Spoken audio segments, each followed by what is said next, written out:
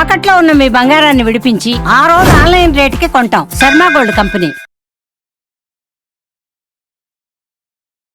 నమస్కారం, సుమన్ టీవీ ప్రేక్షకులకి స్వాగతం. నేను మీ జాహ్నవి. సూక్ష్మంలో 100% మోక్షం ప్రత్యేక కార్యక్రమానికి స్వాగతం. మరి మనతో ఉన్నారు ప్రముఖ జ్యోతిష్య వాస్తు పండితులు, జ్యోతిష్య వాస్తు శిక్షణ నిపుణులు బ్రహ్మశ్రీ నానాజీ పట్నాయక్ గురువు గారు. నమస్కారం గురువు గారు. శ్రీమాత్రే నమః. గురువు గారు, చాలా మంచి రెస్పాన్స్ వస్తుంది సూక్ష్మంలో 100% మోక్షం కార్యక్రమానికి. చాలా బాగుంది. చాలా మంది ప్రశ్నలు కూడా అడుగుతున్నారు. సో ఆ కమెంట్స్ని వేరే వీడియోస్ రూపంలో చేద్దాము.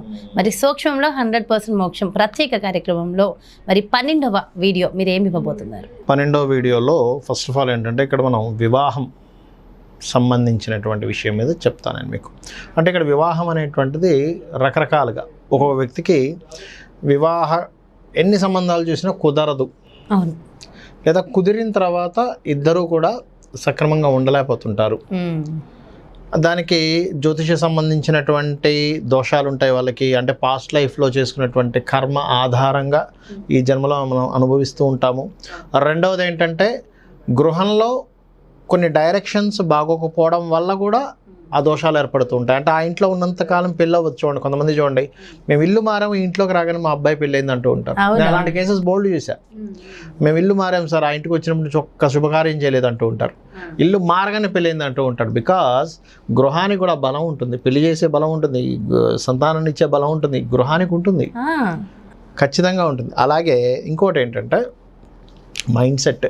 మనిషి యొక్క మైండ్ సెట్ కూడా వివాహాన్ని ఇస్తుంది. మనిషి యొక్క తత్వం కూడా వివాహాన్ని ఇస్తుంది. మనిషి కొన్ని కర్మలు చేయడం ద్వారా కూడా వివాహాన్ని ఇస్తుంది. ఒక అమ్మవారి నామాల్లో ఒక నామం చేసుకోవడం ద్వారా కూడా వివాహాన్ని ఇస్తుంది. అయితే ఇక్కడ మనం 1 by 1 కనుక చూసుకున్నట్లయితే ఎవరికైనా కూడా వివాహము అవ్వటం లేదు. సింపుల్. ఇక్కడ ఎందుకు అవ్వదు అంటే వాళ్ళకి ఒకటి, వాళ్ళ జన్మజాతకంలో పురుషుడైతే శుక్రుడి స్థితి, స్త్రీ అయితే కుజుని యొక్క స్థితి సరిగ్గా ఉండదు. అవ్వట్లేదంటే అంటే కుజుడు స్పాయిల్ అయ్యాడు. ఎన్నో సంబంధాలు చూస్తారు, 100 సంబంధాలు చూసి వెక్స్ అయిపోయి సరే ఏదో ఒకటని చేస్తారు.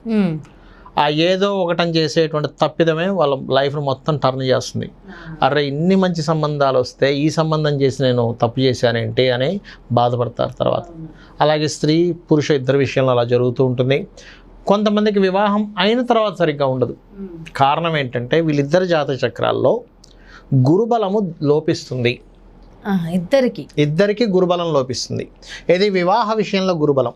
ఇక్కడ మనం కాన్సెప్ట్ ఏంటంటే వివాహ విషయంలో గురుబలం లోపించినప్పుడు చేసుకోవాల్సింది ఇది. చాలామంది చూడండి, మీకు గురుబలం లేదండి ఈ సంవత్సరం అందుకే వివాహం అవ్వట్లేదు అని వింటూ ఉంటాం. ఈ సంవత్సరం లేదంటే గురుబలం వివాహానికి అని. గురుబలం లేనప్పుడు మనం మనంతట మనంగా ఒక మంత్రం చేసుకొని గురుబలాన్ని తెచ్చుకోవచ్చు. చార్ట్లో ఏంటంటే సప్తమ భావం పాడైంది అంటే జీవిత భాగస్వామి. సప్తమము అంటే 7th house సిగ్నిఫైస్ జీవిత భాగస్వామిని చెప్తుంది. అంటే ఎలాంటి వ్యక్తి వస్తారు, దగ్గర సంబంధం అవుతుందా, దూరపు సంబంధం అవుతుందా, ఆ వివాహం విషయం మనం ఎంటర్ అయినప్పుడు ఎలాంటి సంఘటనలు మన లైఫ్లో జరుగుతుంటాయి, ఆ వ్యక్తి తత్వం ఎలా ఉంటుంది, ఆ వ్యక్తి మన లైఫ్లోకి ఎంటర్ అయినప్పటి నుంచి మన లైఫ్ ఎలా ఉంటుందండి. ఎందుకు ఉంటుందంటే ఇదంతా వీళ్ళు పాస్ట్ లైఫ్ చేసుకున్నటువంటి కర్మ. ఇదంతా కంప్లీట్ కర్మ.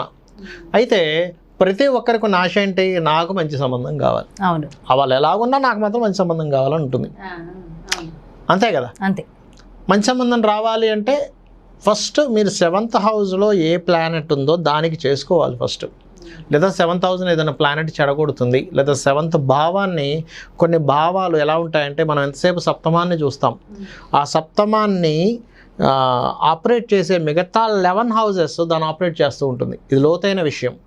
ఆ మిగతా 11 houses ఎలా ఆపరేట్ చేస్తున్నాయి 7th హౌస్ని? ఇప్పుడు మీరు ఉన్నారు, మీరు చిన్నప్పటి నుంచి పుట్టినప్పటి నుంచి మిమ్మల్ని తండ్రి కాపాడుతూ ఉంటాడు, తల్లి మిమ్మల్ని అన్నీ చూసుకుంటూ ఉంటుంది, సిబ్లింగ్స్తో కొంత కనెక్టివిటీస్ ఉంటాయి, ఫ్రెండ్స్తో కొన్ని కనెక్టివిటీస్ ఉంటాయి.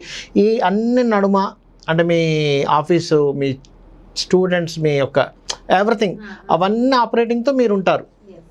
అందులో ఏ ఒకటి డిస్టర్బ్ అవుతున్నా మీరు ఎక్కడో డిస్టర్బ్ అవుతూ ఉంటారు. తండ్రి సరిగ్గా చూసుకోకపోయినా డిస్టర్బ్ అవుతూ ఉంటారు, తల్లితో సరిగ్గా లేకపోయినా డిస్టర్బ్ అవుతూ ఉంటారు, హస్బెండ్తో సరిగ్గా లేకపోయినా, పిల్లలు సతాయిస్తున్న, ఫ్రెండ్స్తో ఇబ్బందులు ఉన్న, కొలీగ్స్తో ఇబ్బంది ఉన్నా మీరు ఎక్కడో డిస్టర్బ్ అవుతూ ఉంటారు. టీచింగ్లో ఇబ్బందులు అది క్లియర్ చేసుకుంటే కానీ మీరు సెట్ అవ్వరు. అలాగే 7th హౌస్ ఏం చెప్తుందంటే ఈ 7th హౌస్కి దేని సపోర్ట్ కావాలి ఇక్కడ, అది దేని సపోర్ట్తో ఉంది అనేది మోస్ట్ ఇంపార్టెంట్. ఓన్ చార్ట్లో ఉంటుంది 7th హౌస్ అనేది, దాన్ని తీసుకోవాలి జ్యోతిష్ శాస్త్రంలో. బట్ ఇక్కడ ఎప్పుడు కూడా మీకు వివాహం అవ్వట్లేదు, ఇన్ జనరల్గా మీకు ఒక ఇది చెప్తా ఫార్ములా, వివాహం ఇబ్బంది అవుతుంది, ఫస్ట్ మీరు చేయాల్సింది గణపతి పూజ. గణపతిని పట్టుకుంటే వివాహం అయిపోతుంది, గుర్తుపెట్టుకోండి. బికాజ్ వివాహం అవ్వట్లేదు అంటే ఏం చెప్తారు, ఆటంకాలండి అంటాం. అవునవును, ఆటంకాలు ఫస్ట్ వచ్చేది ఏంటి, అప్లై చేద్దాం అనుకున్నామండి మ్యాట్రిమనీలో ఆటంకాలు జరుగుతున్నాయి, మా అమ్మగారు ఎవరో అప్రోచ్ అవుతా అన్నారు, అది ఆటంకం.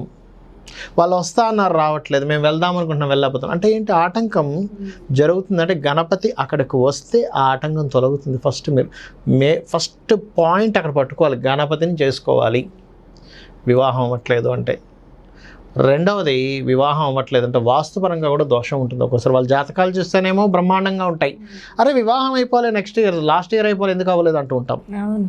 బికాజ్ మీకు సగం మన చార్ట్ సపోర్ట్ చేస్తుంటే ఇంట్లో ఉన్న పెద్ద దోషం దాన్ని ఆపుతూ ఉంటుంది. బికాజ్ ఆ ఇంట్లో ఉన్న ఏదైతే వాస్తుందో స్త్రీని కానీ పురుషుని కానీ పార్ట్నర్ని కానీ ఎంటర్ అవ్వనివ్వదు అక్కడ. ఆ ఎనర్జీ అది యాక్సెప్ట్ చేయదు ఇక్కడ. ఎప్పుడైతే ఆ ఎనర్జీ యాక్సెప్ట్ చేయదో ఆ ఇంట్లో ఉన్నంతకాలం వివాహం అవ్వదు కొంతమందికి, లేదా ఆ ఇల్లు బాగు చేసుకునేదాకా వివాహం అవ్వదు. అది ఆగ్నేయము. ఆగ్నేయం పాడైపోయింది, వివాహం అవ్వనివ్వదు అంత ఈజీగా. దానికి మనం ఏదో అయిపోతుంది, ఇల్లు కూలగొట్టేసేయాలనుకోకండి, అదంతా భ్రమ. అందరూ ఏమనుకుంటారంటే వాస్తు అంటే వచ్చేసి మొత్తం కూలగొట్టేయమంటాడు అది అనుకుంటా, అస్సలు అది కానే కాదండి. చిన్న మార్పు, అక్కడ ఏం పెట్టాం, ఏ వస్తువుని పెట్టాము, అక్కడ ఎట్లా ఉంది, ఏమైనా పెరిగి తరిగి ఏమైనా ఉందా, దానికి ఏదైనా మిర్రర్తో ఏమైనా మిర్రర్ టెక్నిక్ చేయొచ్చా, కలర్ టెక్నిక్ చేయొచ్చా, మెటల్ టెక్నిక్ చేయొచ్చా. మిర్రర్ టెక్నిక్ ఉంటుంది, కలర్ టెక్నిక్ ఉంటుంది, మెటల్ టెక్నిక్ ఉంటుంది. జస్ట్ మెటల్తో చేయొచ్చు, మిర్రర్స్తో చేయొచ్చు, అండ్ కలర్ టెక్నిక్ చేయొచ్చు. ఏమీ లేదు, లక్షలు ఎందుకు ఖర్చు అండి, అలాంటిది ఎప్పుడు చాలా మంది అలాంటి ఇదిలోకి వెళ్ళి భ్రమలో అంటే ఎవరిని నమ్మాలో వాళ్ళని నమ్మకండా. అంటే ఇక్కడ ఏం లేదండి, చాలా సింపుల్. శుక్రుడు అధిపతి, సింపుల్గా చెప్తాను చూడండి. ఆగ్నేయానికి శుక్రుడు అధిపతి, వివాహం అవ్వడానికి శుక్రుడు అధిపతి. ఆగ్నేయం స్పాయిల్ అయింది, శుక్రుడు ఎనర్జీ రాదు. వివాహం అనే ఎనర్జీని ఇల్లు ఆపేసింది, మీకు వివాహం అనే ఎనర్జీ ఎక్కడ పనిచేస్తుంది? సింపుల్ లాజిక్ కదా. సో మనం అది బాగు చేసుకున్నాము, వివాహ సంబంధించిన ఎనర్జీ మనకి ఇంట్లో ఉంటుంది, శుభకార్యం, వివాహ సంబంధించిన శుభకార్యం మీకు వస్తుంది. సో ఫస్ట్ 7th హౌస్, గణపతిని ఆరాధించడము అండ్ ఆగ్నేయం చూసుకోవడం ఈజ్ మోస్ట్ ఇంపార్టెంట్. దీని తర్వాత చేయాల్సింది ఏంటంటే మైండ్ సెట్. ఎప్పుడు కూడా చాలామంది చేసే మిస్టేక్ ఏంటంటే, మేము చాలా సంబంధాలు చూసాము కుదరలేదు, చాలా సంబంధాలు చూసాము కుదరలేదు అని అందరికీ చెప్పు తిరుగుతూ ఉంటారు. అవును, అందరూ ఏమనుకుంటారంటే వీళ్ళ జాతకమే ఇంతేమో, వీళ్ళకి ఎవరు నచ్చట్లేదేమో, ఎన్ని వస్తున్నా వీళ్ళకి నచ్చవు, వీళ్ళకి డిఫరెంట్ పీపుల్, డిఫరెంట్ ఇది అని వాళ్ళందరికీ మనం తెలియకుండానే పబ్లిసిటీ చేస్తున్నాము. పొరపాటును కూడా ఎన్నో సంబంధాలు చూస్తున్నా సెట్ అవ్వట్లేదని నలుగురికి చెప్పకూడదు, మీ మైండ్లో తిప్పకూడదు. తెలియకుండా అదొక మంత్రంలా పనిచేస్తుంది. అది ప్రతి ఒక్కడు చాంట్ చేస్తున్నాడు దాన్ని. వాళ్ళ అమ్మాయికి ఎన్ని సంబంధాలు చూసినా అవ్వట్లేదంటే, వాళ్ళ అబ్బాయికి ఎన్ని సంబంధాలు చూసినా అవ్వట్లేదంటే అని తిప్పుతూనే ఉన్నాడు. మంత్రం కంటిన్యూ. మీరు చెప్తున్నారు ఎన్నో సంబంధాలు చూసామంటే అవ్వట్లేదు, ఫస్ట్ తీసేసేయండి మైండ్లోంచి. ఫస్ట్ ఏదైతే ఆ బ్లాక్ ఉందో తీసేసేయాలి మైండ్లో నుంచి. ఇక్కడ చాలామందికి తెలియని విషయం ఏంటంటే, టైమింగ్ అనేది ఉంటుంది. మ్యారేజ్ టైమింగ్ అనేది 3 నుంచి 5 సార్లు వస్తుంది ప్రతి లైఫ్లో. నువ్వు యాక్సెప్ట్ చేస్తే అది అయిపోతుంది. ఇప్పుడు సింపుల్ ఎగ్జాంపుల్ చెప్తాను మీకు, చూడండి. సూర్యోదయం ఎన్ని గంటలకు పొద్దున్న? ఇప్పుడున్న టైమింగ్ 6 o'clock అవుతుంది. 5:55 6 o'clock ఇప్పుడు సూర్యోదయం అవుతుంది. నేను అర్ధరాత్రి 1 గంట అప్పుడు ఈస్ట్ వైపున తలుపు తెరిచి సూర్యోదయం రాలేదు ఫస్ట్ టైం. మళ్ళీ 1 గంటన్నరకు ఒకసారి చూశాను, 2 గంటలకు చూశాను, 2:30కి చూశాను, 3కి చూశాను, 4కి చూశాను, 5కి చూశాను, బోరును ఏడుస్తున్నా. మీరేమంటారు నన్ను చూసి? పిచ్చా నీకు?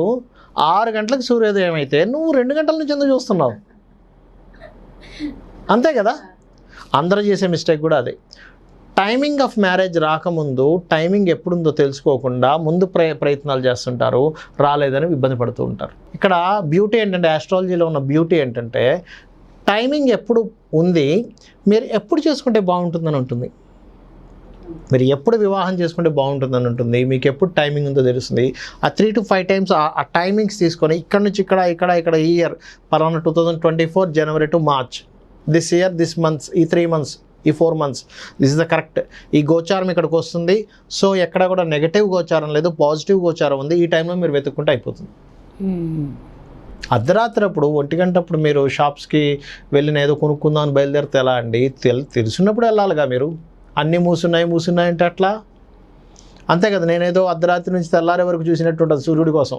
నేను బాధపడిపోవడం, అయ్యో సూర్యుడు రాలేదని బాధపడిపోవడం. నేను తెరిస్తే అట్లా సూర్యుడు వచ్చే టైంకి నేను తలుపులు తెరవాలి. అంతే కదా. సూపర్. అంటే రియాలిటీకి దగ్గరగా చెప్పారు. రియాలిటీ దగ్గరగా ఉండాలి కదా. మనం ఆ పెళ్లి గడియలు వచ్చినప్పుడు నేను ప్రయత్నం చేయాలి. పెళ్లి గడియలు రానప్పుడు ప్రయత్నం చేయడం ఎలా ఉంటుందంటే, సూర్యోదయం కానప్పుడు నేను ఓపెన్ చేసి నేను చూస్తున్నట్టే ఉంటుంది. రైట్. ఇప్పుడు ప్రతి దానికి లలితా సహస్రనామాల్లో అమ్మవారు గొప్ప గొప్ప నామాలు ఇచ్చింది. అందులో ఉన్నటువంటి మరొక గొప్ప నామం ఏంటంటే తారాకాంతి తిరస్కారి నాసాభరణ బాసుర. ఈ నామాన్ని చేసుకుంటే కూడా గురుబలం పెరుగుతుంది వివాహానికి. ఎందుకు పెరగాలి ఈ నామం చేసుకుంటే అంటే దీని ఒక అర్థం తెలుసుకోవాలి. తారాకాంతి తిరస్కారి నాసాభరణ బాసుర. తారల యొక్క కాంతిని కూడా తిరస్కరిస్తుందట అమ్మవారి యొక్క నాసాభరణం దగ్గర ఉన్నటువంటి ఆ యొక్క ఆభరణాలు, అంటే ముక్కుకు పెట్టుకున్నటువంటి నాసాభరణం దగ్గర ఉన్నవి. అదేమిటంటే మీకు సందేహం కలగాలి. ఇక్కడ అమ్మవారు ముక్కుకు పెట్టుకున్నటువంటి నాసాభరణాల గురించి తలుచుకుంటే వివాహం ఎందుకు అవ్వాలి అంటే ఇక్కడ మనం లోతుగా తెలుసుకోవాల్సిన అంశం ఏంటంటే అమ్మవారి అసలు నాసికకి ఏమున్నాయి తెలుసుకోవాలి. అక్కడే జ్యోతిషాస్త్రం దాగుంది. ముక్కు గురువు అని చెప్పుకున్నాం మనం లాస్ట్ ఎపిసోడ్లో కదా. ముక్కు గురువు అయినప్పుడు గురుబలం, రైట్. అమ్మవారికి ఒకవైపు వజ్రము ఒకవైపు పగడము ఉంటుందట. వజ్రం శుక్రుడికి సంకేతం. శుక్రుడు అంటే వివాహకారకుడు అని చెప్పానుగా. ఒకవైపు కుజుడికి సంకేతం. చూడండి, అందుకే కుజబలం, అంటే మాంగలిక్, లేకపోతే కుజదోషం అంటుంటాం. కుజదోషం ఉండడం వల్ల పిల్ల అవ్వట్లేదు అన్నాడు. ఇవన్నీ తుడుచుకుపట్టుకుపోతాయి. ఈ నామంగానే చేసుకున్నాం అనుకోండి, కుజదోషం ఉన్నా సరే పెళ్ళి అయిపోతుంది. కుజదోషం అని భయపడుతుంటాం కదా.